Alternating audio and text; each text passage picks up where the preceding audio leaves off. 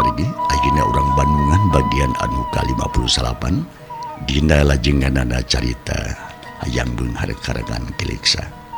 Sakumaha nu kantos di Bandungan dina bagian anu ka-58 pedaran Mang Dedi kebegat wanci dina mangsa bedarkeun kaayaan alam ti peuting khususna atuh ka Bah Jari Mang Inta Katut Jang Salia harita teh keur neangan si Bahil anu luncat dina sasak terunya alias kabur. Kumaha atuh para pamirsa lajenganana ieu carita langkung paos namah mangga urang sami-sami Bandungan ku sadayana.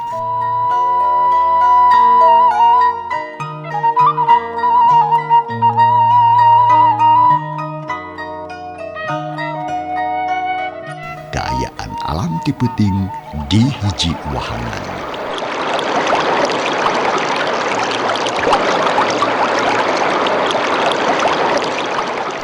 Bangsa alam beuti peuting baik harita teh.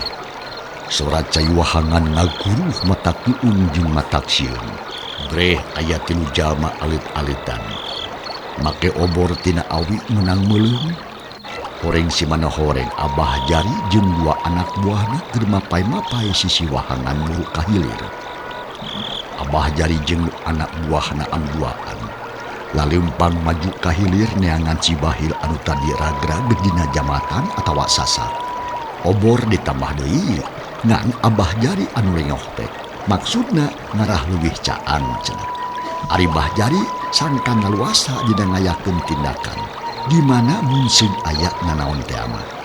Terus maju kahilir bari jeung nitenan kaayaan anu diliwatan sugan jeung sugan we manggihan si Bahil nu nyangkorah we teu nyawaan atawa hirup keneh.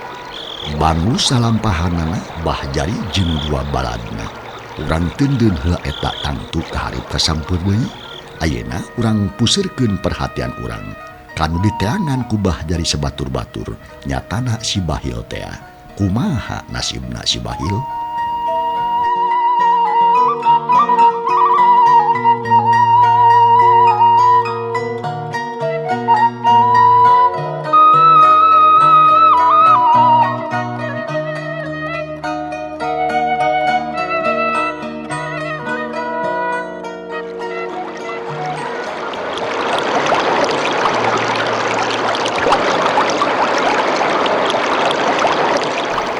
Wahangan ngaguruh mata keung jeung mata sieun. Memang si Bahil harita teh luar biasa. Najan bari jeung diborogon oge suku jeung leungeun manehna bisa mojae nyalametkeun diri. Sangkan teu kapalidkeun kahilir. Ari anu dituju teh sisi wahangan beulah teu girang. Sangkan teu kapaluruh cenah ku musuh. Barang geus tepi ka sisi wahangan, si Bahil kalacat unggah ka darat. Terus selempang ke keteyepan bari jeung luak lieu disusul ku balad Bah Jari. Harita teh Bah Jari jeung anak buahna area keneh di luhur keur nyadiakeun obor, sedengkeun si Bahil mah geus maju ka girang. Lelumpangan dinu bumi bari jeung tetep waspada jeung iatna. Tapi teu terus leumpang, reg eureun dinu bumi. Sanggeus luak lieu sakedeung gebrus kana sedon anu barala. Gek diuk berjeng napas ngahega. Napasna kerep jeung dada asa eungap. Suku karasanya nyautan. Jika nama waktu ragrag kana cai sukuna nuncak batu anu sekil. 2 kali aing disalametkeun ku wahangan. Untung aing bisa ngojoy jeung nyaho kana sifat-sifat cai keun sia. Sina jarau heula teh si setan teh, si Jari jeung si Salia jeung si Indah da bawani nyusul ka dieu balik oge kahilir ta si Gelo. Cek si Bahil ngagerenang lalaunan. Tapi moal kadenge ku balad Bah Jari anu muru kahilir mah. Lantaran gandeng ku surat cai wahangan. Si Bahil lila pisan ngadaguan lebah dinya, malahan mah panon malonge kahilir. Nyedik-nyedik Abah Jari jeung anak buahna anu keur neangan manehna. Cahaya obor anu ngagubur cukup jadi hiji ciri pikeun manehna. Atuh dina waktuna balad Bah Jari maju kahilir oge kanyahoan ku si Bahil kalawan jelas. Atuh si Bahil bungaheun. Teu nyalahan. Si Ucut burung si Gelo memang mantog kahilir. Tangturek nyangan aing jor siya kanito sin jauh sa durig. Da aing marek maju ka gidang. Katipu siya ko aing. Cek si Bahil berijun ayah sempat seri sagarupa. Terus keluar tina sedong. Memehna naon teh nangtung heula dina batu heula pisan. Bari panon malong kahilir neges-neges cahaya obor. Anu beuk lila teh beuk dijauh kahilir. Tungtung alas teka tempo sabab wahangan mengkol. Hehehehehe, hasil aing mah. Si Bahil belawan. Aing salamat jor siya gena marantau durig. Ayeuna mah tinggal ngalaan tali yuk kumaha cara damugatin tambang. Jung gede ieu. Cek si Bahil bari kek diuk dina batu. Terus ngahulang mikir. Lila kulila manggih akal truy. Lelimpangan mapai-mapai sisi wahangan. Bari jeung neangan batu nu rada sikit. Maksudna arek dipake ngagusruk-gusruk tambang sangkan pegat. Wah, manggih. Cek si Bahil ngomong sorangan. Akhirna memang si Bahil teh manggih batu teh rada sikit jeung kasap. Malahan mah karasana jiga hiji bedog gerompang. Jigana bae eta batu teh kungsi beulah anu matak seukeut sisina teh. Si Bahil bungahin terus nukangan eta batu sarta usaha sakuat tenaga pikeun megatkeun tambang ku jalan digusruk-gusruk kana batu deui anu sikit. Nyatan tue meureun kudu leuwih ati-ati lebah dinya nama supaya leungeun henteu rahil. Nya atuh najan bari jeung poek-poek oge ari kalahkeun ku dikeureuyeuna. Eta tambang nu gede teh ceprut teh pegat terus ku si Bahil dibatek kedua lingen. Bret porosot. Tambang teh pegat, plong hati ngemplong bakat kubu. Hehehe. Teu burung pegat sia tamang. Ayeuna tinggal menggatkeun tambang nu nalian cokor aing. Ieu gampang betul. Cek si Bahil bari jeung leungeun uyup-ayap neangan batu nu segede sirah. Gep meunang. Terus tambang anu ngalian sukuna ditumpangkeun deui kana batu gede. Hyong. Nya tungtungna mah bret tambang teh pegat. Hasil ayeuna mah aing beas bebas moal aing nu ngahalangan. Rasakeun jari inta salia. Ayeuna giliran aing pikeun nyiksa ka sia. Bahil dilawan. Kitu pokna. Bari jeung ngagah-gah seri terus leumpang ngadeuketan beungeut cai. Sanggeus tepi kecewuk atuh nyiuk ku dampalingin. Leguk si Bahil nginung cai wahangan. Tayohna bae si Bahil teh ngarasa hanaan meureunnan. Sanggeus kitu mah jungan deui bari jeung babatak semu cangkeul. Sora tulang ting peletok terus ngahulang sakedeung. Mikir-mikir pilampaheun sangkan hasil mulangkeun ka nyeri hate kan tiluan. Lila kulila aya ilham pok atuh si Bahil ngomong sorangan. Lamun nunggu waktu di can tuluh. Aing tentang tu hasil males ka nyeri ka si jari. Leuwih hade aing tuturkeun sagu aing. Terus babet ku batu sina bencar babatokna. Wah bener. Kudu kitu. Sigana mah kudu tuturkeun ku aing bae pisan. Kitu pokokna si Bahil. Terus lempang muruk kahilir jik musuh bahajari sapara kanca. Najan poek najan capek ge si Bahil maksakeun maneh lempang. Hayang musuh ka musuhna kiluan.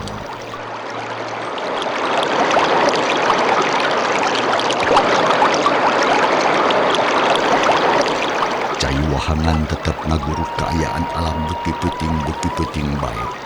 Hawa beuki tiis mata kabulusan. Dina kaayaan alam kitu teh si Bahil terus lumampah maju ka hilir. Limpangna euwih gancang batan bahjari jeung baturna. Sabab naon? Sabab ari si Bahil mah teu rada teret ka kenca jeung ka katuhu. Etuning jongjong mudang musuhna.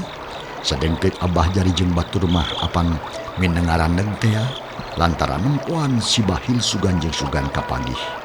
Atuh dina waktu anu teu pati lila. Si Bahil geus bisa nyusul musuh-musuhna. Ngan henteu geruh. Ragbah na tiirin bari panong muralang kana cahaya obor. Malah sidik pisan katinu jama anu kenalimpang di sisi wahangan. Wah, si setan tetepun kasusul wain. Iyo kasemetan hade pikeun aing. Pikeun malas ka nyeri hate ka si jari jeung balada. Maka sasa di babet ku batu sia wain. Rasakeun si setan. Cek si Bahil jeung hatena. Nangtang-nangtang jeung ngancam-ngancam. Terus ngaragamang kana batu milihan anu bejihna nu sakira bakal ngapmaehan Bah Jari. Kabanyaran jadinya teh loba batu segede-gede hulu domba. Kawak si Bahil nyokot hiji terus katayep milihan tempat anu sakira hade pikeun ngababet ka musuhna. Akhirna manih tempat anu luhur jeung buni. Rang si Bahil teu eureun lebah dinya. Memeh ngababet mikir-mikir heula pilihan mangsa anu rek diberesan harita. Akhirna pilihan manehna teh ka Bah Jari. Sabab ceuk pikirna, lamun Bah Jari geus maot, moal berat teuing ngalawanan anu dua. Da murid-muridna mah harampang. Dasakeun sia Jari, ayeuna malaka maot bakal nganterkeun nyawa sia ka akhirat. Rasakeun ieu batu bakal jadi sababna peulah babatuk sia. Kitu ancaman si Bahil. Bari jeung terus harta kena oge ngatayep deui. Nyedik musuhna anu harita area dilebahkeun. Batu bakal jadi sabab kana modar sia. Tuh. Sanggeus sakira alus pitempat-tenana jeung waktuna. Hiup buluar atuh eta batu segede hulu budak teh ngabiur kanu tiluan. Nu diancam mah sirah Bah Jari nu harita nangtung rada misah di baladna. Jelas pisan kacangan ku obor anu dicekel ku Mang Inta. Tapi dasar jago batu anu ngahius teh kadengeun ku Abah Jari. Barang geus teukeut, Bah Jari ngok. Gudebur eta batu teh kana cai meuni muncrat ka luhur.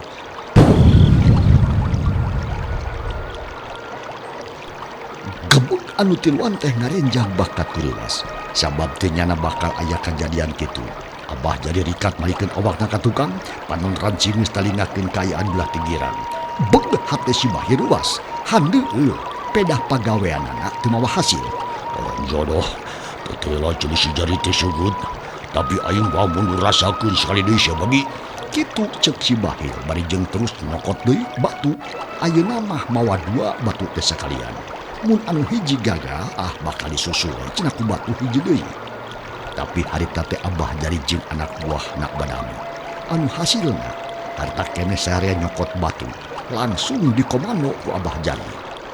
Bagar, kudangan ku batu sing loba euy. Arek jurid, arek manusia anu aya jadinya kudu modal atawa nyingkar.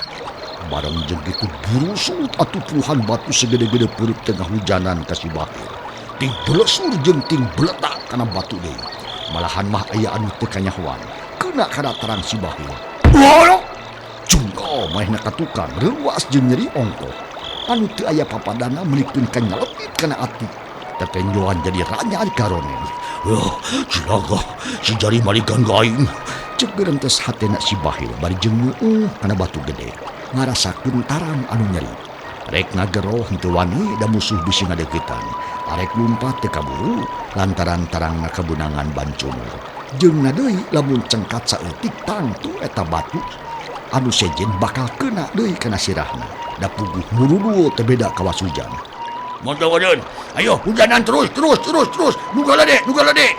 Cek Abah Jari bari ngagorowok deui atuh meneseah eta sora batu ninggalnan teh. Si Bahil ngalapar bakat kuruwas akhirna boga niat rek nyingkat. Tapi beuletak pali pisan kena pisan.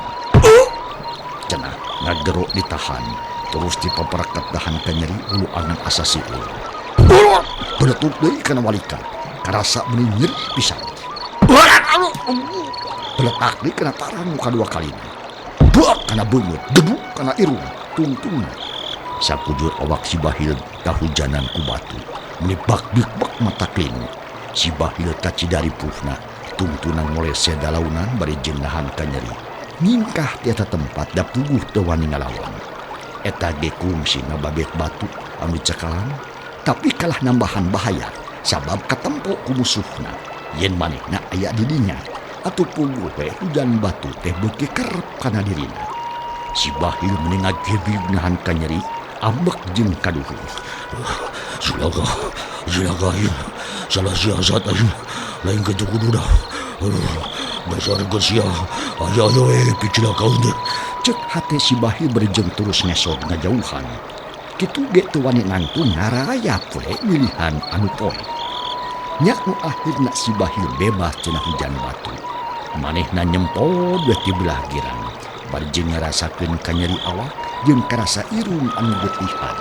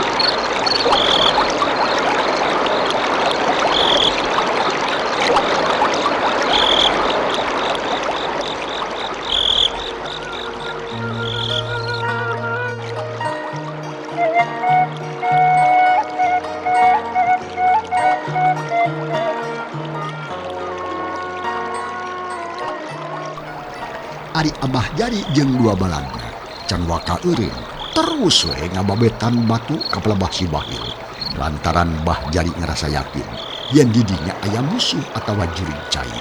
Tapi lila kulila mahrang eureun malah inta oge jeung jang salia geus eureun tiluan ngaharegak bakat ku capek sabab ngabaredogeun batu menikeun kangangsil. Alah capek Abah meuning nyari jang-jang yo. Nah naon tadi nu dibabetan teh? Nah jurig atawa jelema Abah? Cek Man Inta beri jeung napas ngahega. Obor anu ditunda dina batu ampir paring. Gancang ditiupan deui cenah hurung bray caang. Ya, Abah mah curiga jang ju eta jelema. Yuk urang susul. Nah naon nu sanyana ada teh? Abah mah jadi penasaran yeuh euy Indah. Ya Salia. Nuhun Abah, hayu atuh rangtean. Cek Salia. Manehna oge penasaran nya sanggeus kitu mah kalawan teu omong deui. Gancang tiluanana lalumpat muru ka girang bari jeung ngacung-ngacungkeun eta obor.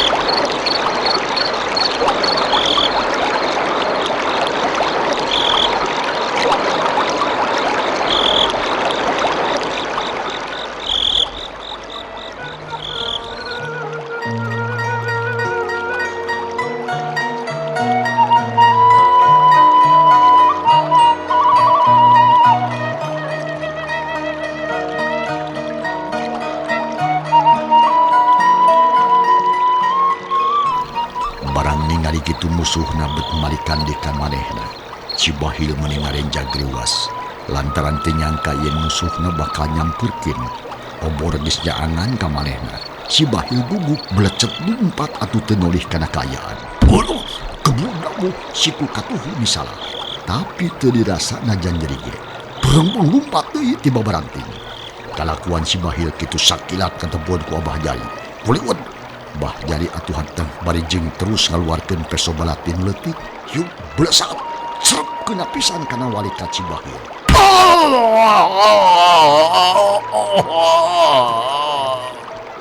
Si Bahil ngaharegu karasa walikatna nyeri nyanyautan jeung seul mun asa cangkeul.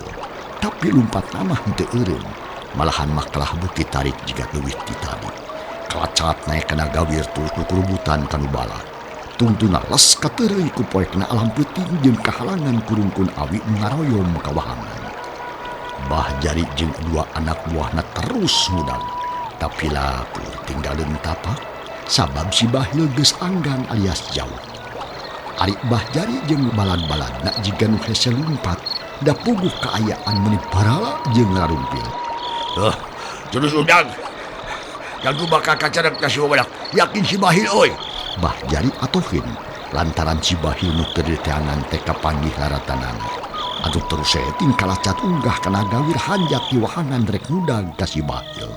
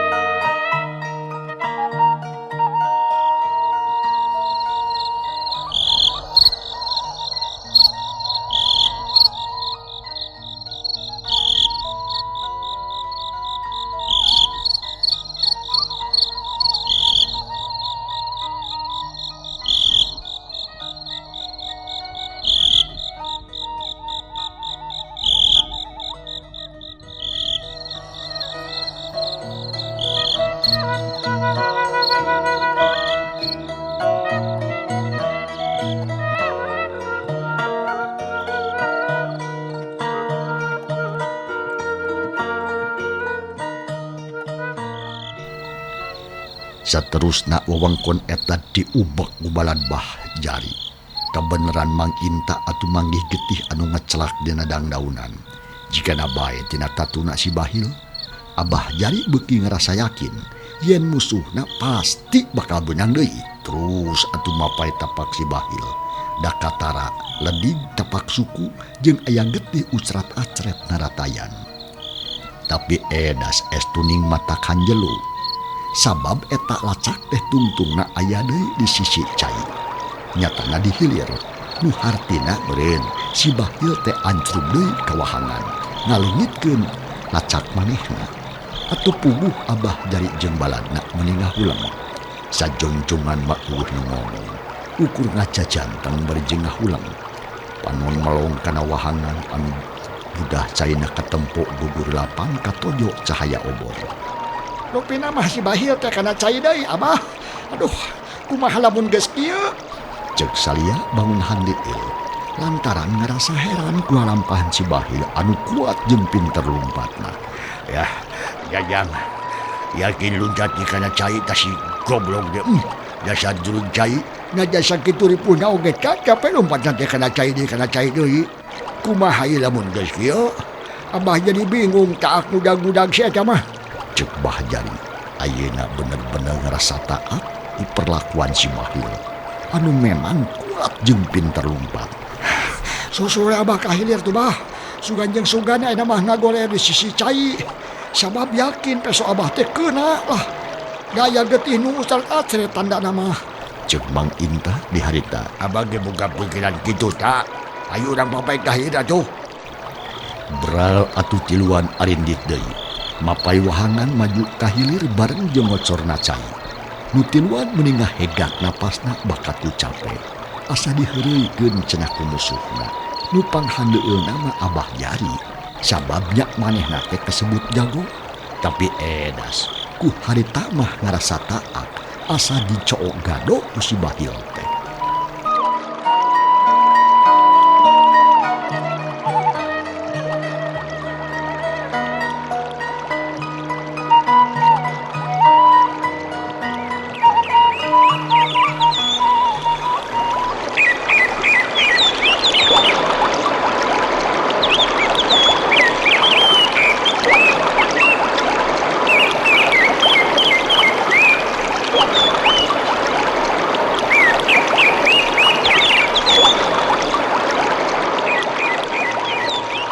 Gancang nak mangsa dina carita.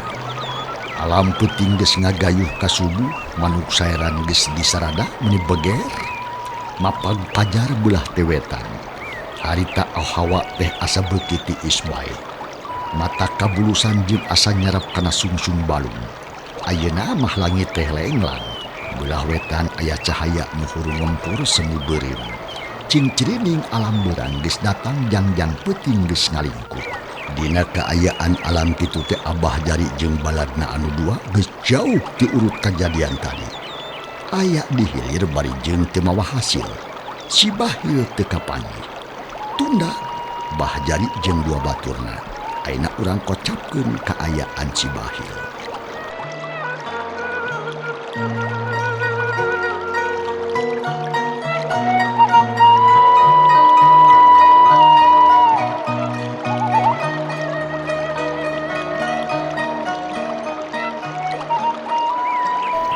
Sedengkeun anu diteranganana nyatana si Bahil. Harita teh keur nyang hunjar weh dina batu bari jeung ngarasakeun nyeri awak. Si Bahil memang geus runcat deui kana cai wahangan eta. Terus unggah atawa hanjat sabada malidkeun maneh kira-kira 5 tumbak. Ku jalan kitu musuh teh leungiteun tapak. Bah Jari jeung baladna geus jauh ka hilir. Sedengkeun ari si Bahil mah tetep we aya di wewengkon eta-eta keneh ngan ukur sabaraha tumbak anggangna ti ulut hujan batu teh. Wah, dasar milik. Nah, aing teh nama becilaka jeung cilaka hirup teh. Dek iraha aing manggi senang. Dek iraha aing laksana malas ka nyeri. Awas ya Jari. Saya indah hiji mangsa mah sia kudu modar sia aing. Cek si Bahil gagalanang sorangan. Lengan katuhu nyanyautan si kuna teu bisa digerakkeun. Jaba walikatna panas di nyanyautan. Pesok balati bogana Abah Jari geus eueuh. Jikana bae murag waktu keur malidkeun maneh. Sedengkeun tapakna mah menikeun kadoang jeung jero. Ngaluarkeun bitina oge lain saeutik, si Bahil harita kacida pisan dipuhna. Lila-kulila si Bahil boga pikiran. Lamun sig manehna terus-terusan cicing di dinya, nya tantu atuh bakal nambahan ripur. Lantaran moal bisa ngurangan kana kanyeri, moal bisa ngubaran anu tatu jeung nyeri awak. Aing kudu buru-buru nyingkat ieu. Sabab lamun aing ngajedog wae jadi bakal beak manten tanaga. Mangka di sekujur awak aing meuli pasijak. Hulu aing rasa beulah. Nyadari tapak ketindangan batu. Jeung walikat meuli nyeri nyautan. Nasib lamun kieu mah kudu buru-buru balik aing. Sarta kudu neangan dukun atawa tabib anu bisa ngubaran aing. Kitu omonganana si Bahil. Sanggis ngomong kitu si Bahil ngarayap lalaunan pisan turun tina batu gede. Memeh indit babatok heula. Karasa kulitna asa rarengkeng. Tulang-tulangna asa lalinu, perih jeung paragel. Sanggis kawilang ngerasa teteng terus atuh leumpang ninggalkeun eta wahangan. Muruna teh ka belah kulon deuk ka jalan desa nu terusna ka lembur waru. Tapi manehna mah lain rek kadinya, tapi deuk ka tegal simut ka tempat panyumputanana sarta deuk terus neangan ubar.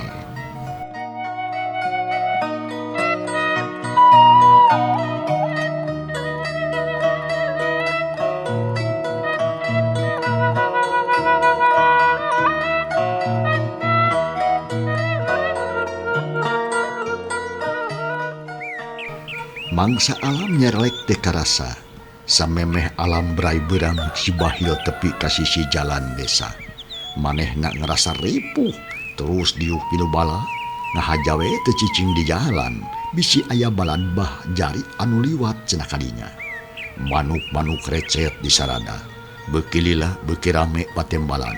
Ti kajauhan kadenge sora bangkong di pasawahan ting berogododon meniti kangkengkong rame pisan. Ditema ku sora manuk saeran anu buger disada dina pucuk daun awi.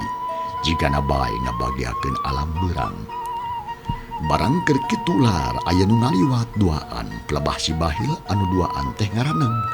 Jigana mah ngarasa capek meureun atawa deuk menarkeun babawaan anu ditanggungna. Pok aya nu ngomong jiga aki-aki. Adan heula jang. Aki capek we. Jeung deui calana morosot ya. Mangaki. Gabi oge capek teh yo. Ti janari leumpang jeung leumpang we. Ceuk eta jajaka beri jeung terus sok nunda babawaan. Puguh we si Bahil teh meuning ngarenjag sabab anu duaan teh kadenge pisan obrolanana. dengan saukur kehalangan kurungkun lajak nu aya di sisi jalan. Si Bahil curinghak terus ngadedengekeun heula obrolan anu saterusna. Manehna ngahep-hep teu ngaluarkeun sora. Dupi aki bade ka mana nu sarasna ieu teh? Nah geningan mun diangkat janari keneh.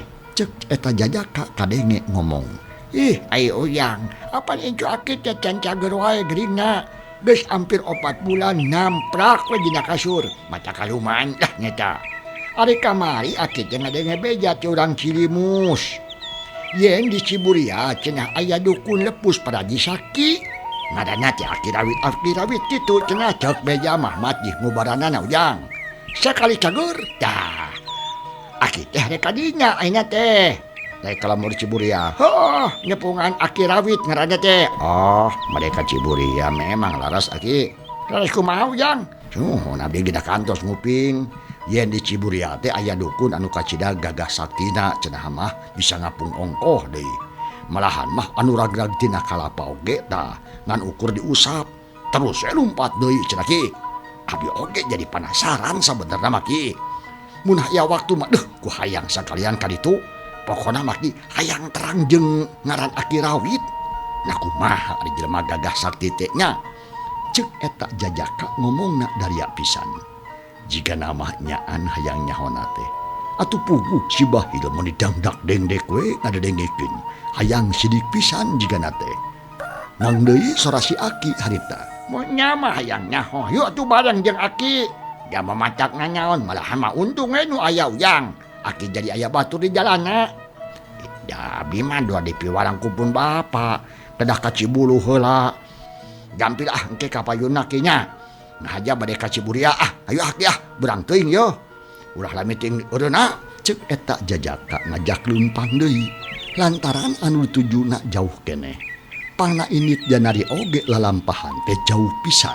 Mangkani hayang balik deui poe eta. Aya tuh yang dah.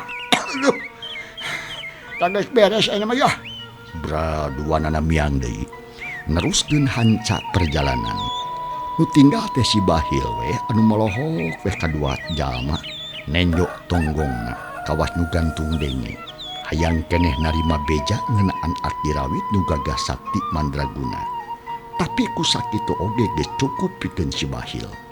Pikeun nganyohokeun yen di lembur Ciburia aya dukun lepus Paraji Sakti. Hal ieu teh mata kabungahkeun pikeun si Bahil. Naon sababna?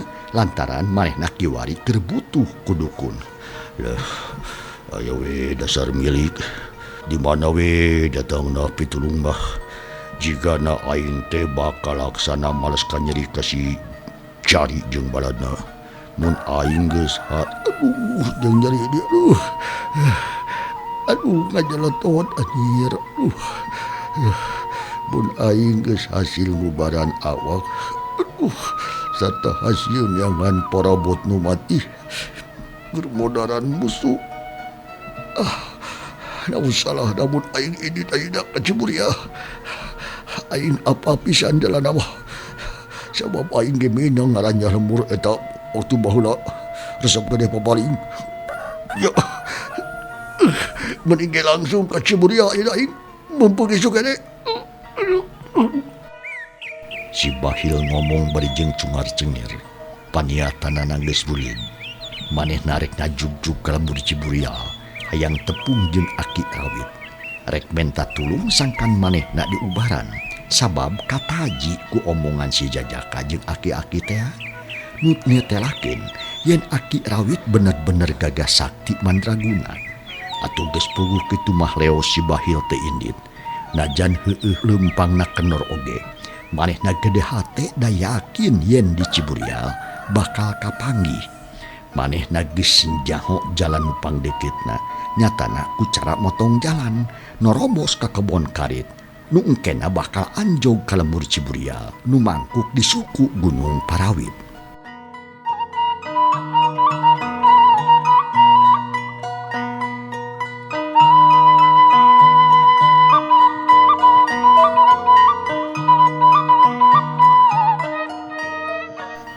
Si Bahil geus tepi ka lembur Ciburia dibagiakeun ku Saratongeret Nureang di sarada. Da memang harita teh mangsa ampir magrib Malahan maka ayaan teh asal leuwih poek batan biasana. Ari sabab langit angkeun. Sedangkeun aki-aki nu tadi kadenge omonganana pasti geus balik deui sarta geus hasil menta ubar ka aki rawit. Ari si Bahil mah telat harita teh. Datangna kadinya teh pas sosore alias pabuburit. Lantaran leumpangna teu bisa gancang alias ingkud-ingkudan da puguh awakna sasatkeun gering. Sakujur awak karasa leus. Untung we bisa tepi oge ka lembur Ciburial. Dalamun segi jelema sejen mah tangtu namru di tengah jalan. Ieu mah bubuhan jelemana baragajul we. Anu geus lain sakali 2 kali manggih kajadian kitu teh. Sarta geus loba pangalamanana. Nu matak kakarata tu sakitu mah teripuh-ipuh teuing. Si Bahil memeh tepi ka imah Abah Sarijan anu disicingan ku Aki Rawin. Si Bahil ngalungsar sisi jalan. Bari jeung ngaririhkeun kacape. Sakujur awak mandi kesang campur getih dina tatuna. Atuh teh wudu uritna jeung peurih. Lamun kongang mah hayang leweh jejeritan manehna teh. Tapi si Bahil tetap kuat nahan. Malahan makpo ngocomang ngomong sorangan. Beneran, aing di kadeuh mah teu burung tepi ka dieu aing. Jauh teu burung cunuk, anggang teu burung datang. Nah jadi boge moal burung tepung jeung Aki Rawit. Aing rek menta di ubaran, sarta rek menta jampe adu mati pikeun ngabinasakeun musuh-musuh aing. Rasakeun sia saria intah. Jadi, aduh, waktu cukup mangsanya kapan cang para pamirsa. Ieu carita urang tunda heula. Kumaha nasibna si Bahil satuluyna insyaallah enjing dina mangsa tur acara nu sarua mangde di baris maluruh ieu naskah carita bagian anu ka-60na. Hatur nuhun kumangrupi perhatosanana urjeng kantun kasadayana. Wassalamualaikum warahmatullahi wabarakatuh.